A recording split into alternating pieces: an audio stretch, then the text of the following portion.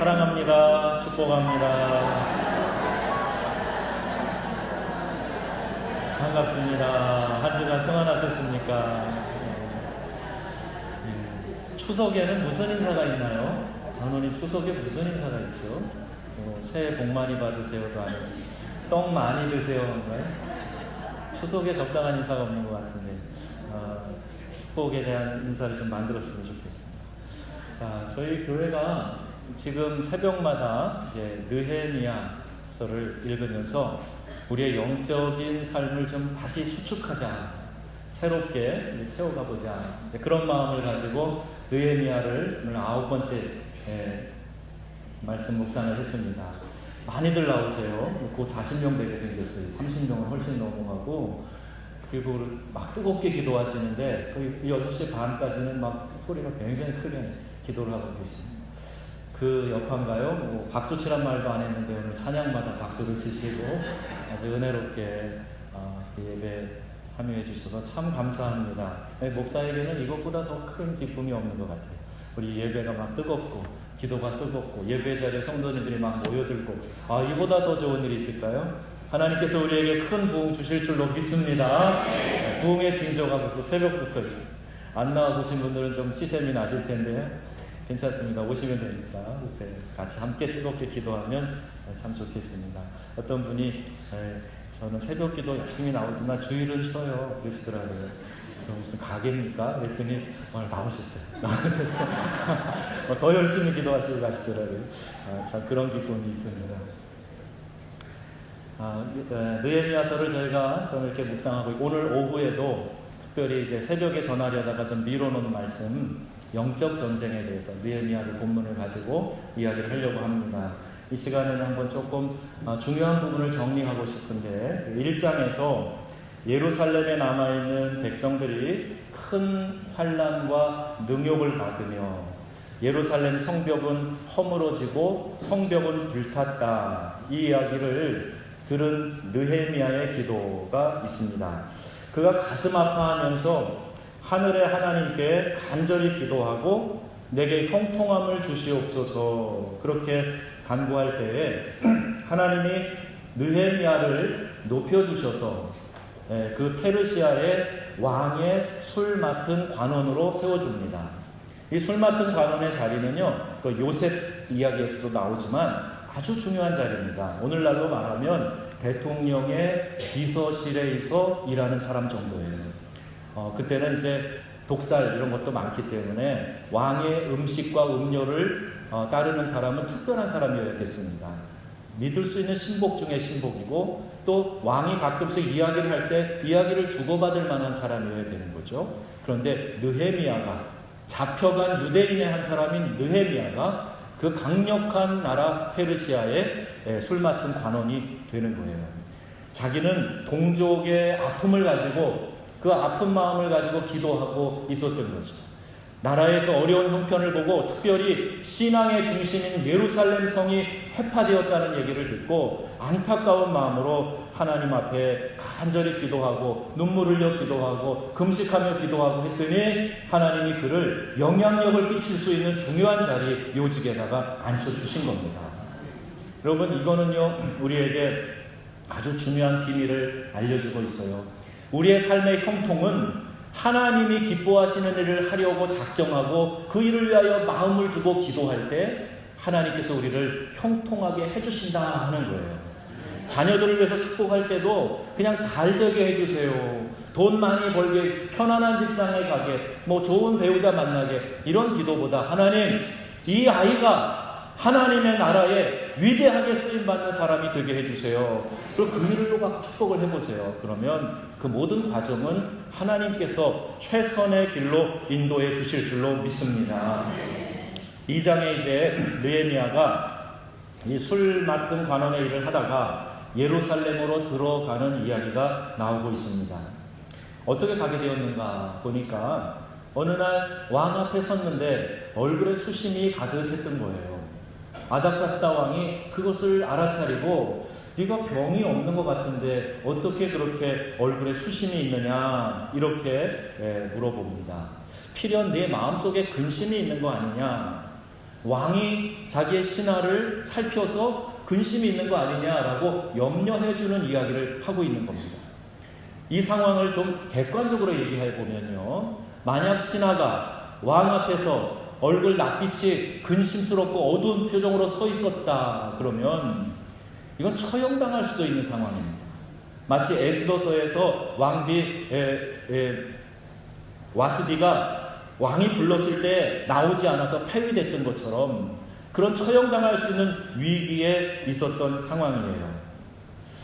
느헤미야가 그 상황을 변명으로 모면하지 않고 그 왕에게 직접 정면으로 이야기를 합니다. 왕께 대답하되 우리 성읍이 이렇게 황폐하고 성문이 불탔는데 우리 민족의 신앙의 중심이 이렇게 다 허물어져서 도적이 쳐들어가고 늑탈해가고 그러는데 어떻게 내가 근심이 없을 수 있겠습니까? 이렇게 이야기하는 거예요. 여러분, 하나님은요 자기 민족을 사랑하는 사람들을 사용하시더라고요. 우리나라도 보니까요, 하나님이 쓰셨던 위대한 사람들을 보면 신앙으로 있었던 사람, 그리고 민족을 뜨겁게 사랑했던 사람이에요. 여기 느헤미야가 그렇게 이야기할 때 좀 이상한 것이 있었습니다. 그래서 역사를 좀 살펴보니 아닥사스다 왕이 어떻게 이렇게 관대할 수 있는가, 그걸 보니까 오랜 시간 동안 하나님의 예비하심이 있었더라고요. 하나님의 섭리가 있었던 겁니다. 내가 우리 민족을 구하기 위해서 왕 앞에 나아가리니 죽으면 죽으리이다. 누구 얘기인지 아세요? 에스더의 얘기입니다. 그 에스더의 아들이 아닥사스다 왕이다, 이렇게 추론합니다. 그러니까 하나님은 그 나라를 구하기 위해서 이미 오래전에 에스더를 들여보내고 아들을 낳게 하고 그가 정권을 잡게 하고, 그리고 지금 느헤미야를 통해서 이 민족을 구원하려고 계획하시고 섭리하고 계시다는 말이에요. 놀랍지 않습니까? 자기 어머니가 야훼 하나님을 믿는 신앙인이었으니까 들은 풍월이 있을 거 아니에요. 그리고 그 유대인들의 신앙을 또 회파된 그 성을 수축한다고 할 때 관대한 마음을 갖고 그 일을 도와주게 되는 거죠. 우리의 인생에 경험하는 성공이나 실패, 평안과 고난, 기쁨, 슬픔, 승리, 패배, 이런 모든 것들은 다 합력하여 선을 이루게 될 줄로 믿습니다. 로마서 8장 28절이 약속하시기 때문에 하나님을 사랑하는 자, 곧 그 뜻대로 부르심을 입은 자들에게는 모든 것이 합력하여 선을 이루느니라. 오늘 내가 실패했어도, 오늘 뜻한 대로 잘 안 됐어도 괜찮단 말이에요. 하나님은 그걸 사용하셔서 결국 합력해서 선을 이루게 하신다는 이야기 아닙니까? 이런 놀라운 보장의 말씀인 거죠. 그래서 철든 신앙인은요, 내가 할 수 있는 거는 기도뿐이구나, 내가 할 수 있는 건 기도뿐이구나, 하나님께 맡기는 것뿐이구나, 이렇게 깨닫는 사람이에요. 내가 뭐를 좀 잘해보겠다고 용을 쓰고 내 뜻대로 돼야 된다고 관철시켜야 된다고 이러는 사람은요, 철든 신앙인이 아닙니다. 자, 우리 다 같이 하나님의 뜻을 구해봅시다. 그리고 하나님께만 의지하고 하나님이 말씀하시고 보여주시고 인도하시기를 기대하는 사람, 그래 내가 믿고 의지할 분은 하나님뿐이구나, 기도뿐이구나, 이렇게 고백하는 사람이 철든 신앙인인 것입니다. 저는 내 삶에도요, 이런 고백을 드릴 일들이 참 많이 있었어요. 교회를 섬기는 목사로서, 인생을 살아가는 한 사람으로서 도저히 이해할 수 없는 상황에 부딪힌 적이 한두 번이 아니었습니다. 그러나 인내하고 기도할 때 결국 하나님이 이래서, 하나님이 이런 뜻을 가지시고 그 길을 막으시고 이 길로 인도하셨구나, 이렇게 깨달은 일들이 참 많이 있습니다. 여러분들에게도 그런 동일한 역사가 있게 될 줄로 믿습니다. 이미 많이 그런 과정을 겪고 오셨을 거예요. 자, 우리가 해야 될 일이 뭐라고요? 하나님께 기도하는 것뿐이구나, 이거란 말이에요. 오늘 본문에 보니까요, 하나님께 묵도하고 하는 표현이 나와요. 성경에 하나님께 묵도하고. 근데 아닥사스다 왕이 물어볼 때 잠깐 느헤미야가 짧게 기도한 거죠. 그때 하늘의 하나님께 묵도하고 라고 되어 있는데, 제가 이거 설교 원고를 다 타자를 치거든요. 근데 묻고 하고 라고 잘못 오타를 친 거예요. 그리고 지우려고 하다 보니까 이게 의미가 있는 오타네 하는 생각이 들었어요. 잠깐 그 순간에 하늘의 하나님께 묵도하고는 하늘의 하나님께 묻고 대답했다는 거죠. 우리도 이런 선택의 순간, 중요한 결정의 순간, 중요한 이야기를 해야 될 때, 어디를 이렇게 선택해야 될 때, 이럴 때 여러분, 하늘의 하나님께 잠깐 묻고 하시기를 축복합니다. 이게 아주 중요한 거예요. 그 순간에 하나님 지혜를 주시고, 우리 혀를 지켜주시고, 생각을 지켜주셔서 바른 결정을 하도록 인도하시거든요. 짧은 순간 번개 같은 기도라도 하나님께 드린다는 것은 내 삶에 지금 하나님이 함께 계시다 하는 것을 인정하는 거예요. 나와 하나님이 지금 함께 살고 있다, 하나님과 내가 동행하고 있다라는 것을 고백하는 것, 이게 묻는 기도라는 말입니다. 여러분 그런 기도가 많아지시길 바랍니다. 그럼 참 재밌어져요. 하나님께 묻고 하고, 이게 잠깐 묵도하면서 하나님께 묻는 거예요. 5절에 보니까 곧 하늘의 하나님께 묵도하고 왕께 이르되, 그러면서 보내달라 그래요. 6절 보니까 그 왕후도, 왕비도 그 옆에 함께 앉아 있어요. 얼마나 가야 되는가 묻습니다. 이 남자들은요, 사랑하는 사람, 아내, 여인 옆에 있으면 마음이 관대해지죠. 더 너그러워집니다. 그래서 아주 풍성하게 그 원하는 대로 그가 관대하게 느헤미야에게 대하는 걸 볼 수가 있어요. 통행증을 달라. 각 성에 도착할 때마다 통행할 수 있도록, 거할 수 있도록, 또 목재를 달라. 이런 부탁을 해서 이제 예루살렘으로 갑니다. 우리의 삶 가운데 여러분, 우리가 주님과 동행하는 일, 그래서 잠깐 주님께 묻고 기도하고 행하고 하는 일이 참 놀라운데 왜 능력이 없는 삶을 사는가? 바로 이와 같은 삶을 살지 않기 때문이에요. 주님과 동행하는 삶을 살지 않고 내 마음대로, 내 생각대로, 내 뜻대로 살다가 어려운 일을 당할 때만 하나님 찾게 돼요.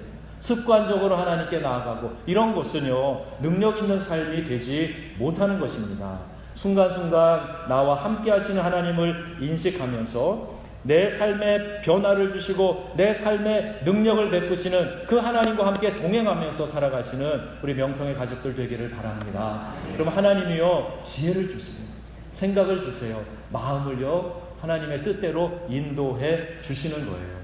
날마다 내가 하나님과 얼마큼 잘 동행하고 있는가, 그걸 한번 일기로도 남겨보시고, 날마다 묵상 일지에다가 어떻게 내가 오늘 하나님의 인도하심을 받았는가 한번 적어도 보시고, 그러면서 계속 깊은 영성의 뿌리를 내려야 되는 거예요.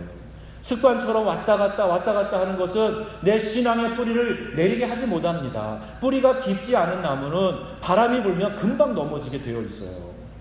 여러분, 우리 영성 가족들은요, 믿음의 뿌리를 좀 깊이 내리셨으면 좋겠어요. 어떻게 해요? 주님과 날마다 동행함으로, 그 말씀을 듣고 그 말씀을 실천하고 그 주님께 묻고 그 또 들은 대로 행하고, 그러면서 신앙의 뿌리를 깊이 내리는 거예요. 그럼 어떤 환난이 와도, 어떤 시험이 찾아와도 넘어지지 않는 든든한 거목이 될 줄로 믿습니다. 그렇게 되자고요. 그렇게 되자고요. 몇 년을 믿어도 그냥 늘 어린아이와 같은 신앙으로 있는 거, 그거 옳지 않습니다. 성장해야 됩니다. 자라지 않는 아이는 부모의 근심이 될 뿐이에요. 여러분, 성장하시기를 축원합니다. 자라나는 신앙을 가져야 되는 거예요. 자, 하나님의 방법, 문제 해결을 위한 하나님의 방법은 어떤 것인가 한번 생각해 보려고 하는데, 그 첫 번째 방법은요, 비전을 회복하는 겁니다. 어떤 문제를 회복하기 위해서 우리는 비전을 회복해야 돼요.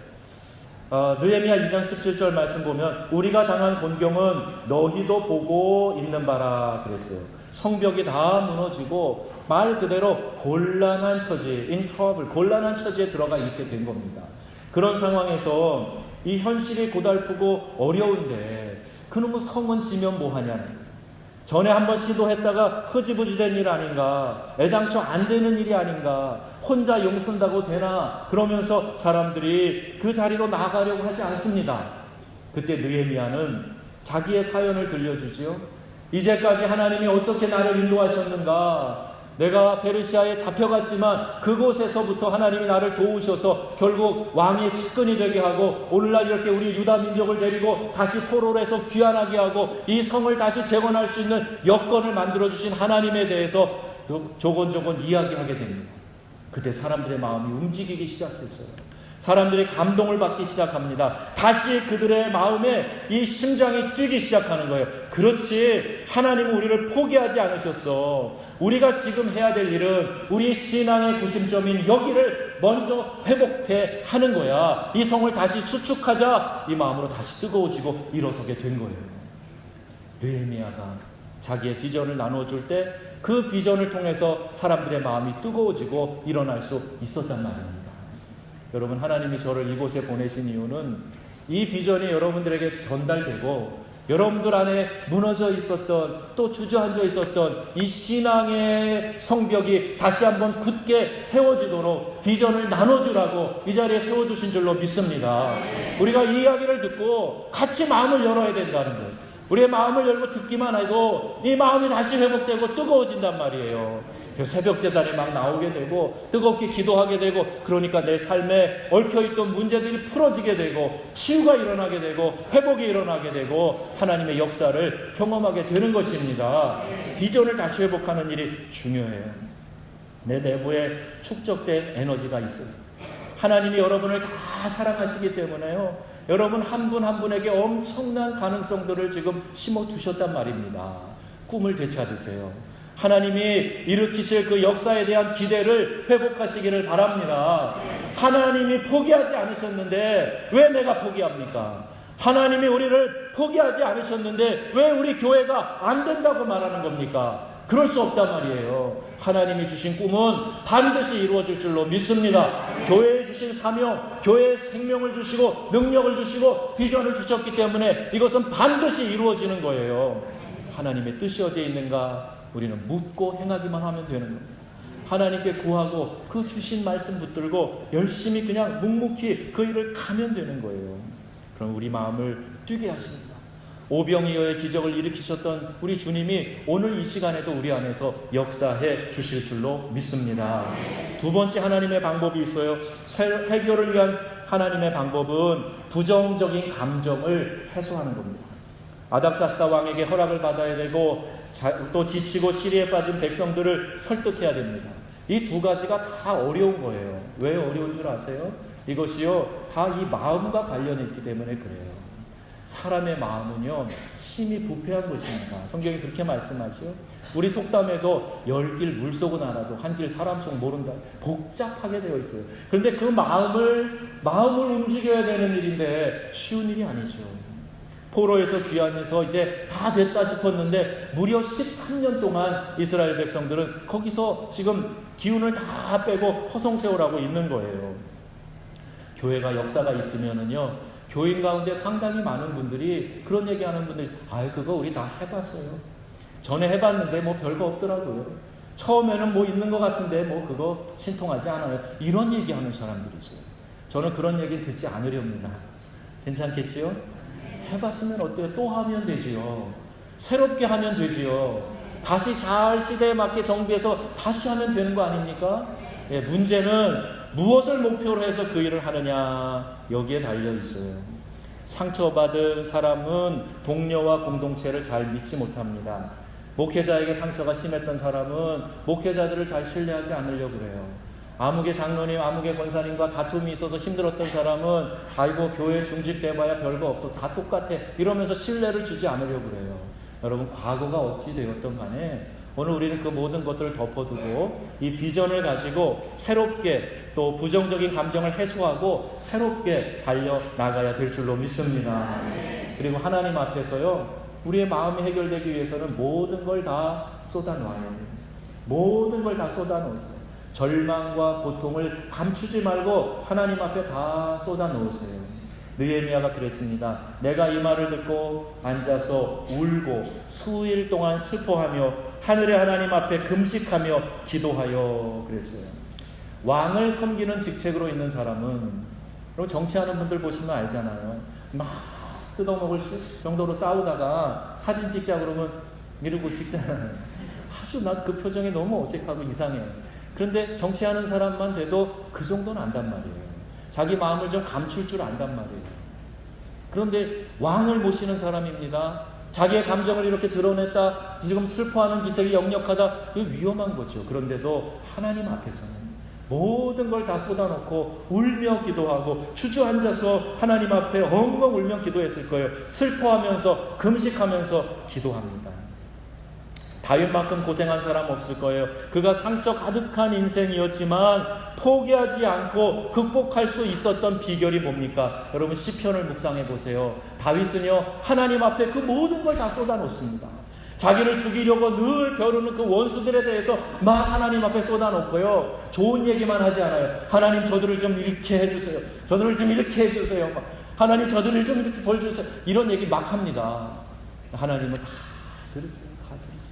사람들에게 할 때 문제이지 하나님께 쏟아놓으면요 하나님은 그 마음을 다 정리해 주시고 새롭게 해주시고 새로운 소망을 주시는 분이십니다.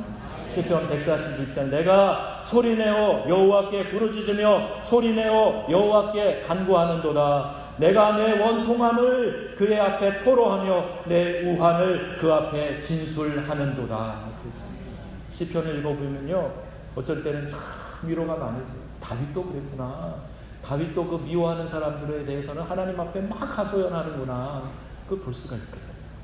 마음을 토함으로 살아갈 힘을 얻는 거예요.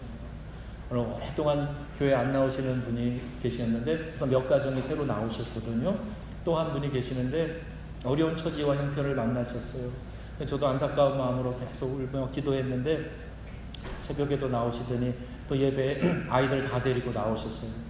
근데 저는 그런 마음이 그 카톡으로 시편을 아이들과 함께 10장까지 읽었어요. 그렇게 오더라고요. 그래서 50장까지 읽으세요. 저도 어려울 때 그거 읽어보니까요. 거기 정말 속이 시원하더라고요. 그 어떤 어렵게 하는 사람 때문에 힘드신 상황이거든요. 50편까지 읽어보세요. 제가 그랬어요. 그 안에 모든 해결이 있더라고요. 하나님의 위로가 있더라고요.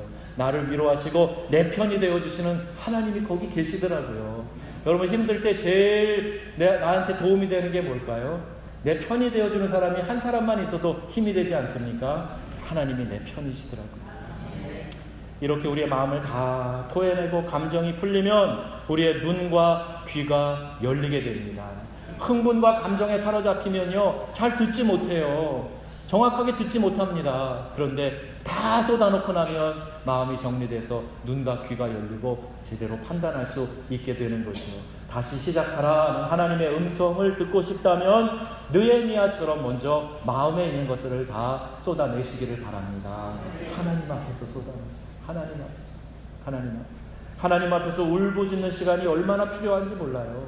새벽 기도 나와서 막 그냥 하나님께 소리내서 울부짖어 보세요. 하나님이 여러분 마음을 시원하게 해주시고 내가 네 편이잖니. 내가 네 상황을 다 알잖아. 내가 다 봤잖아. 하나님이 위로해 주실 줄로 믿습니다. 세 번째 방법, 본받을 만한 리더를 구하고 리더로 세움받으라 하는 거예요. 본받을 만한 리더를 달라고 기도해야 됩니다. 우리 신앙은요 옆에 있는 사람들을 통해서 많이 배워요. 믿음의 멘토들이 있더라고요. 저도 목회를 하면서 제 목회를 코치해 주시는 좋은 멘토분들이 있어서 오늘 이만큼까지 왔어요. 좋은 충고도 듣고 염려해주고 기도해주고 또 본을 보여주는 리더가 필요한 거죠. 우리 목자들도 그런 역할을 꼭 하시기 바랍니다. 우리 권사님 장로님들도 그 역할로 꼭 세움받으시기를 바랍니다. 본받을 만한 리더를 구해야 돼요. 그리고 하나님께서 말씀을 통해서 인도해 달라고 믿음의 행실에 본받을 수 있는 사람을 세워달라고 히브리서 13장 말씀처럼 그런 기도를 드려야 됩니다. 어떤 지도자가 되어야 될까요? 신앙을 가장 중요하게 여기는 그런 지도자가 세워져야 됩니다. 저도 이 말씀을 들어야 되는 사람이고요. 여러분들도 이 말씀을 듣고 우리가 스스로 리더로 세워지고 또 좋은 리더가 세워지게 해달라고 기도해야 될 거예요. 신앙을 제일 중요하게 생각합니다. 느헤미야는 자신의 형제 하나니에게서 예루살렘의 회파 소식을 듣지요. 하나님의 백성이 언약 백성답지 않게 살고 있었던 것에 대해서 회개하면서 그는 지금 내가 먼저 신앙을 최우선에 두고 이 회복운동을 일으켜야 되겠구나 이런 마음을 갖게 되는 겁니다. 좋은 지도자로 자기 스스로 설 수 있도록 자기 자신에게 그 말씀을 적용하고 내가 좋은 리더로 세워져야 되겠다 이런 생각을 하게 되는 겁니다. 신앙을 가장 중요하게 생각해서 신앙이 중심에 있는 사람, 그 사람이 좋은 리더가 됩니다. 특별히 교회에서는요 여러분 다른 게 리더십이 아니라 얼마큼 내가 하나님을 사랑하느냐 이게 교회의 영적인 질서가 되어야 됩니다. 하나님을 뜨겁게 사랑하는 사람이 리더로 세워줘야 되는 거예요. 그래야 교회가 건강한 교회가 될 수 있어요. 어떤 지도자가 돼야 됩니까? 아픔과 고통을 함께 나누는 사람이 돼야 돼요. 이 바사 제국은요, 페르시아 이 제국은 예루살렘으로부터 무려 1600km가 떨어져 있어요. 느헤미야는 이 예루살렘에 대하여서 그가 그렇게 안타깝고 그런 마음을 가질 이유가 없어요. 지금 잘 나가고 있거든요.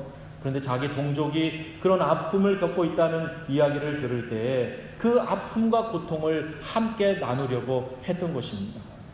구세군의 설립자 윌리엄 부스는 끊임없이 뜨거운 열정으로 사역했던 사역자인데 그 열정이 어디서 나오는가 물었을 때 저는 늘 마음속에 두 단어를 품고 살아갑니다. 하나는 cry, 울음, 하나는 tear, 눈물. 울음과 눈물이라는 이 두 단어를 가슴에 담고 살아갑니다. 그랬어요. 그 울음과 눈물은 곧 열정을 표현해 주는 거예요. 내 안에 이 뜨거운 열정이 있으니까 하나님 앞에 눈물 쏟아 기도하게 되는 거예요. 여러분, 사랑하는 자식이 뜻한 대로 잘 되지 않으니까, 잘 나가지 않으니까 그 아이를 위하여 사랑하는 열정 때문에 눈물 흘려 기도하게 되는 거예요. 예수님도 늘 우리 때문에 마음 아파하시고 중보하셨고 지금도 동일하게 역사하십니다. 리더는 비난하는 사람이 아니라 마음 아파하고 기도하는 사람인 줄로 믿습니다. 그 사람이 리더가 되는 거예요. 내가 마음 아파하고 내가 눈물 흘리고 기도하는 사람이 진짜 리더란 말이에요. 근데 무슨 권한을 가진 것처럼 다른 사람을 정죄하고 이게 아니라고 판단하는 것, 그건 좋은 리더의 자질이 아닌 거죠. 하나님을 사랑하는 마음으로 뜨거운 열정을 품고 애통과 눈물의 기도를 가진 사람, 그런 사람이 리더로 나서야 되는 거죠. 또 하나는 공동체를 이해하고 존중하는 지도자였습니다. 느헤미야가 아닥사스다 왕의 허락을 받아서 성벽 재건의 꿈을 안고 예루살렘에 도착했습니다. 그런데 도착하고 나서 사흘이 지나도록 이스라엘 백성에게 자기가 온 목적을 이야기하지 않아요. 그리고 밤에 직접 폐허의 현장을 걸어다니면서 자신의 눈으로 살핍니다. 다른 사람에게 일을 주고 다른 사람을 동원하지만 정작 자신은 팔을 걷어붙이지 않는 리더가 있어요. 오늘 우리 장로님들이 식사 후에 정리하고 청소하는 날입니다. 좋은 섬김의 본이 될 줄로 믿습니다. 제가요, 저희 주저 중에 뜨거운 오후에 화분 6개를 저 베리트의 3층, 2층으로 올리는데 처음엔 올려주는 줄 알았는데 사람이 없는 것 같아서 내려가서 같이 하자고. 누구를 불러야 된대요. 근데 제가 보니까 늘 그분이 와서 교회를 하는데 또 부르면 미안하잖아요. 제가 한다고. 그러면서 같이 한 분하고 이렇게 화분을 올리는데, 밧줄을 걸어서 무거운 화분을 올리는데 제가 6개 3층 올리고요. 돌아가시는 줄 알았습니다. 왜 이렇게 어지러워. 우리 두 사람이 땀이 그냥 완전히 범벅이 됐어요. 그때 제가 알았어요. 제가 먼저 그분에게 여기 교회에 화분을 이렇게 올리면 좋겠다고 그럴 때 무거워요, 내리기도 힘들어요 그러실 때 하면 되지 왜 그럴까 이런 마음이 들었었거든요. 근데 제가 그 6개를 끙끙거리며 같이 올리다 보니까 이게 힘든 거구나, 이게 이렇게 땀이 많이 나는 거구나, 어렵네, 아이고 허리 아프네, 제가 경험을 했단 말이에요. 여러분, 우리가 같이 팔을 걷어붙이고 함께 수고하고 함께 땀 흘리는 일은 참 복된 일입니다. 그렇죠 여러분? 우리 교회에서 우리가 함께 일하고 함께 수고하고, 이 일은 저 사람의 일, 이건 내가 안 해도 되는 거, 그게 아니라 뭐 좀 도와줄 거 없어? 뭐 좀 같이 할까? 어려운 거 없어? 내가 힘이 돼줄게.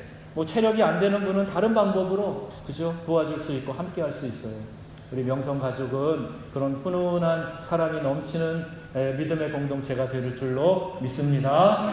그렇게 하자는 말이에요. 공경을 당하는 걸 보고 그냥 있는 게 아니라 직접 나가서 살피고 함께하고, 그리고 이 일에 하나님이 주신 이 일에 꿈을 거기다가 부여해서 그 길로 계속 묵묵히 가자는 말입니다.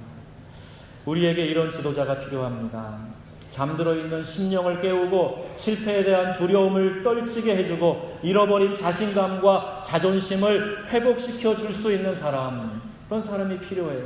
저와 여러분이 그런 리더로 세움 받아야 할 것입니다. 우리 민족도 그런 지도자가 필요해요. 교회에 그런 지도자가 필요해요. 여러분, 많은 경우 교회는 목회자가 이 지도자 역할을 해줘야 돼요. 맞아요. 근데 여러분도 함께 하셔야 됩니다. 목회자가 혼자 일하는 게 아니에요. 평신도 리더들이 세워지고 함께 동역하고 여러분들이 일 사역 잘 하시라고 그걸 관리 조직하고 도와주는 사람이 목사란 말이에요. 말씀을 먹여서 같이 뜨겁게 기도하도록 만들어서 우리가 함께 사역하는 곳이 교회란 말입니다. 목사는 혼자 일하는 곳이 아니에요. 여러분, 재미나게 일하게 되실 겁니다. 함께 일하시면서 아마 그 보람을 많이 느끼실 거예요. 우리 장로님들이 교구를 돌보면서 함께 신방하면서 많은 보람을 느끼시게 될 거예요. 여러분들 함께 수고의 일을 하면서 그와 같은 감격스러운 일들을 경험하게 되실 겁니다. 마지막 하나, 분명하고 단호한 지도자였어요. 그런 리더가 필요합니다. 18절에 보니까 모두 힘을 내어 이 선한 일을 하려 하며, 근데 19절 보니까 산발락과 도비와 게셈 이들이 이 말을 듣고 우리를 업신여기고 우리를 비웃어 이르되 너희가 하는 일이 무엇이냐 회방하고 조롱하고 계속 방해합니다. 그때 19절 마지막 절에 보면 이렇게 얘기하죠. 느헤미야가 대답합니다. 하늘의 하나님이 우리를 형통하게 하시리니, 느헤미야는 분명히 알았거든요. 하나님이 우리를 형통하게 하시리니 그의 종들인 우리가 일어나 건축하려니와 오직 너희에게는 예루살렘에 아무 기업도 없고 권리도 없고 기업되는 바 하나도 없다 하였느니라. 분명하고 준엄한 경고가 여기 나오고 있어요. 여러분, 교회의 일원이 돼서 함께 수고하자고 말씀드리는 이유가 있습니다. 하나님이 주시는 귀한 상급을 나눠 가지자는 거예요. 그걸 몇몇 사람이 독식하면 안 됩니다. 우리 많은 사람들이 서로 이것을 나눠 가져야 돼요. 그런데 비난하고 회방하고 방해하고 못하게 하고, 그러니까 너희에게는 이 예루살렘에 아무 기업도 없고 권리도 없고 기업되는 바도 없다라고 단호하게 이야기하는 거예요. 우리 명성 가족 여러분들은 모두가 다 이 교회를 통해서 주시는 하나님의 은혜의 귀한 상급을 나눠 가지시기를 축원합니다. 큰 목표를 향해서 방해를 이겨내면서 나가야 돼요. 때론 단호해야 돼요. 신앙이 허물어진 그곳으로 우리가 돌아가서 다시 일으켜 세우십시다. 해결을 위해 여러분 새로운 출발을 시작하시길 바랍니다. 비전을 회복하고 패배의식에 빠져있는 이 부정적인 생각, 이 감정들 다 던져버리십시다. 그리고 좋은 지도자로 세워지도록, 또 좋은 일꾼들이 이곳에 많이 세워지도록 여러분 기도하면서 함께 준비해 나가야 합니다. 하나님 우리를 사랑하시기에 우리를 통해 새로운 일을 열어가실 줄로 믿으시기를 주님의 이름으로 축원합니다. 축원합니다. 아멘. 우리 주 예수 그리스도의 은혜와 아버지 하나님의 사랑하심과 성령님의 감동, 위로, 교통하심이 이제로 영원토록 함께 하시기를 간절히 축원하옵나이다. 아멘.